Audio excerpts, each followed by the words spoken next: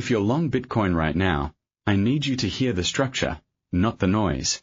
Because this week opens with price sitting at 59,561, already off over 1,000 points from Friday's close, hanging inside a bearish consolidation that has one trapdoor and one massive liquidity opportunity. This is not a report.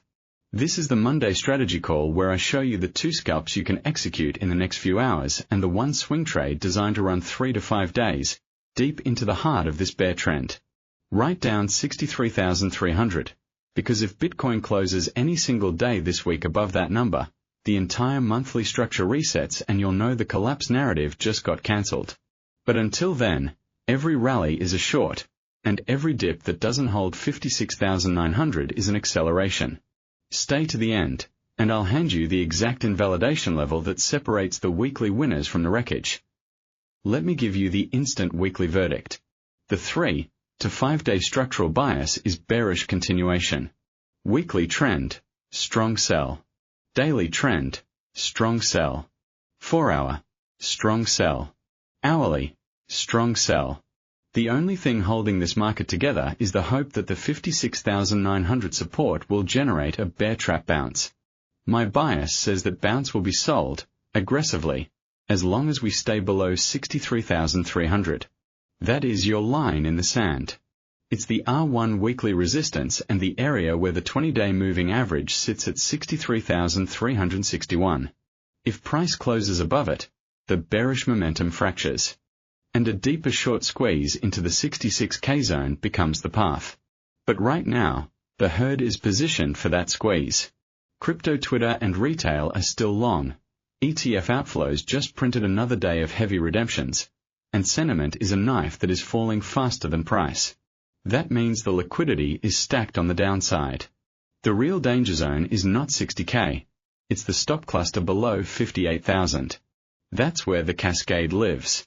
So my weekly verdict, we drift lower into midweek, punctuated by one sharp bear trap that gets faded, and by Friday we test 56,900. That's the framework.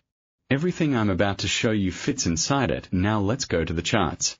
Pull up your weekly time frame and look at the damage. Price is buried beneath every major moving average. The MA20 on the weekly sits at 63,361. That's the immediate ceiling. The MA60 is 66,988.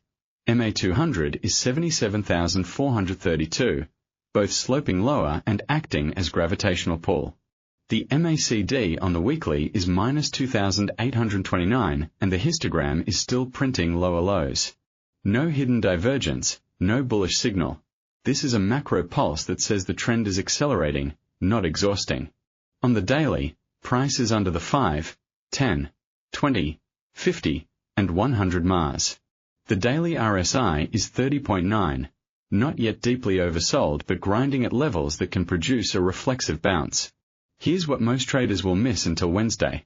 The 4-hour chart is already showing a minor bullish divergence on the RSI while price makes equal lows. That's the engine for the short-term bear trap.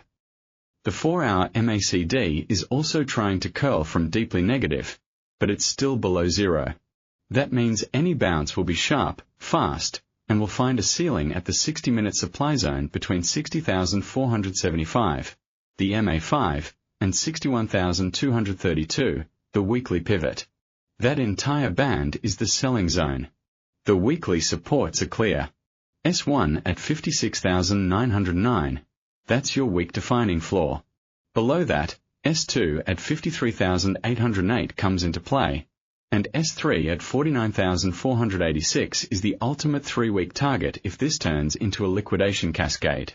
On the resistance side, 61,232 is the pivot, 64,333 is a 1, and 68,656 is a 2. For the next 5 days, we are likely to trade inside a range between 61,200 to 56,900, with a bias to break the lower boundary after midweek. The cross-asset linkage is critical here. Bitcoin is now a shadow of the S&P 500. Every tick lower in the ES futures is pulling Bitcoin with a half-hour lag. The weekly gamma levels in equities are rolling off, and the VIX term structure is inverted, signaling that the risk-off pulse is not done. So when you see S&P futures dumping overnight, you know exactly where Bitcoin's heading, straight into that 58,000 liquidity pool. Now let's connect the fundamentals and the week's calendar to this price path. The weekend news was ugly. Bitcoin is holding near a 52-week low, down 19% this month and a staggering 53% from its all-time high. ETF outflows are the story. Every session last week bled capital, and institutional positioning data shows that hedge funds are short and adding.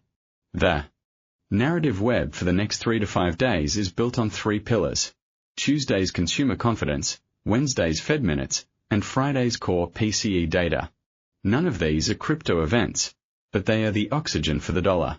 If the minutes reinforce the higher for longer mantra and PCE comes in hot, the DXY will punch through 105.50, and risk assets will get another leg lower.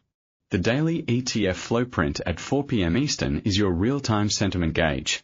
If a single day prints outflows above $200 million, watch the $58,500 level snap. That's the liquidity tripwire. The directional lean for the week is firmly lower, invalidated only by a daily close above 63,300, the level I told you to write down. So I'm asking you now, do you think Bitcoin closes this Friday above 60,000? Comment yes or no right now. I'm tracking consensus, and seeing the herd bias helps me spot the squeeze. Drop it in the comments. Most people skip the planning phase. That's exactly where this week's money is made. Keep watching, because I'm now going to hand you the 2 Monday scalps and the swing trade that can pay for your entire month if you manage the risk. Let's go setup by setup. Strategy 1 is the Monday opening scalp. This is a fast snipe designed for the first 3 hours of the session, and it exploits the very first rejection of the obvious resistance. Here's the logic.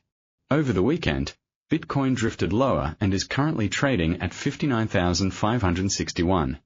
Monday's session often sees a fake push higher to fill the gap toward the psychological 60,000 level and the 5-period moving average on the hourly at 60,475. That's our entry zone. We wait for a 5-minute bearish engulfing candle that closes back below 60,400 after a poke above it.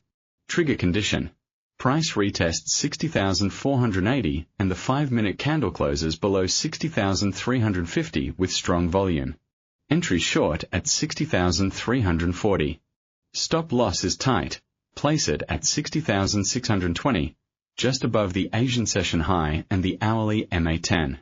Take profit 1 is 59,650, which is a prior intraday support and offers a 1 to 1.6 risk reward. If momentum is aggressive, you can stretch a small runner to 59,200. What instantly voids this scalp? If the 5-minute candle reclaims 60,620 with a strong body and closes above it, the bearish structure fails and you stand aside. This trade isn't about forecasting.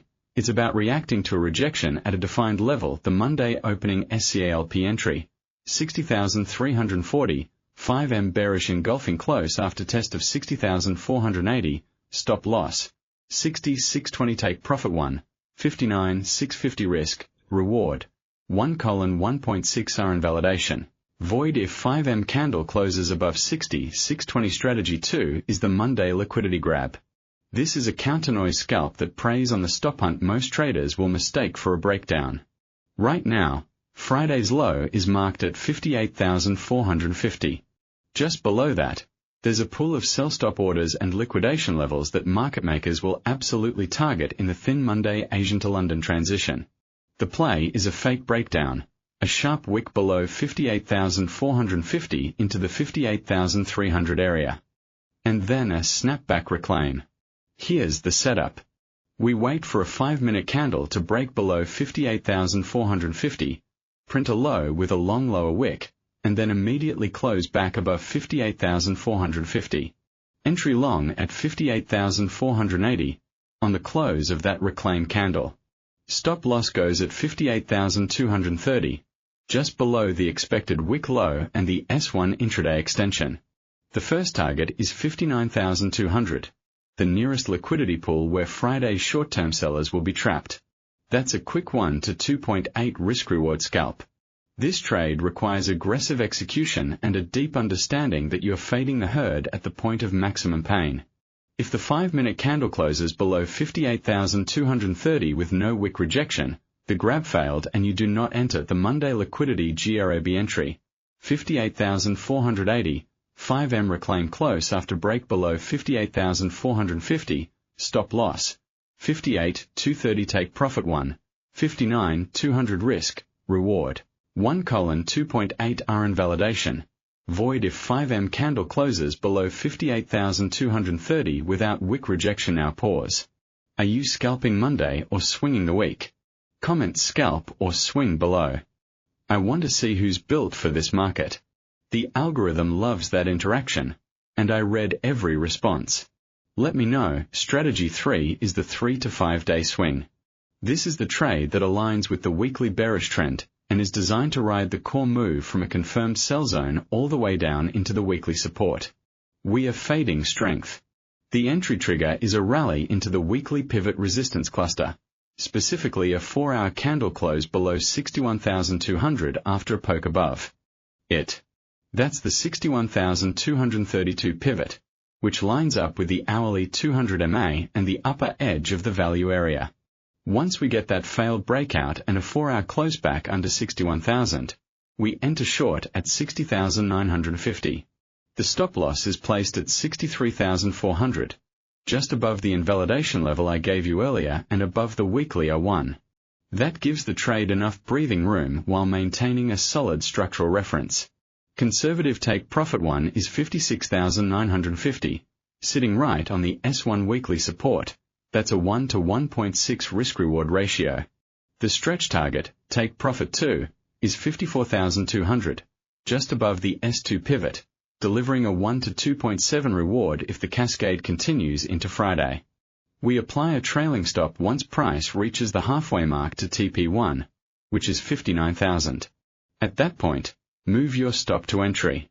The entire weekly outlook is invalidated if we get a daily close above 63,300. If that happens, the swing is off, and you accept the small loss because the bear thesis is broken. 3 to 5 days to NG entry. 60,950, for H close below 61,200 after false break, stop loss. 63,400 take profit 1, 56,950 take profit 2, 54,200 risk, reward. 1:1.6 R, TP1, 1:2.7 R, TP2, invalidation. Void if daily close above 63,300. Let's talk risk management pulse for 30 seconds. Never risk more than 1 to 2% of your capital on any single idea. Wednesday's Fed minutes and Friday's PCE are high-impact event days. Tighten your sizing on the swing if you hold through them. Stops are non-negotiable, especially on the 3 to 5 day play. The difference between a profitable week and a blown account is always the stop you didn't move. Trade to survive so you can come back for next week's biggest move. Now let's close with the single most critical level to watch for the entire week. It's 56,900. That's the S1 support, the floor that, if broken on a daily closing basis, opens the trapdoor to 53,800 and then the 49,000 handle. Friday's close relative to 56,900 will define whether we see a capitulation bottom or a base building bounce into the following week. If that level breaks, the monthly trend flips from structural correction to outright crisis, and I'll have the updated blueprint for you this Sunday. So mark your calendar now. Here's the retention loop.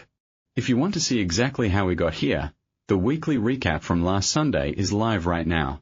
Tap the end screen and watch the levels that predicted this 64K rejection. Then hit the bell so that next Sunday's week ahead alert lands before the futures open. Hold the like button and subscribe. Every signal you send helps the algorithm bring you the levels that define your week. This week is ruled by 56,900. Trade the plan, trust the levels, and I'll see you in the next setup.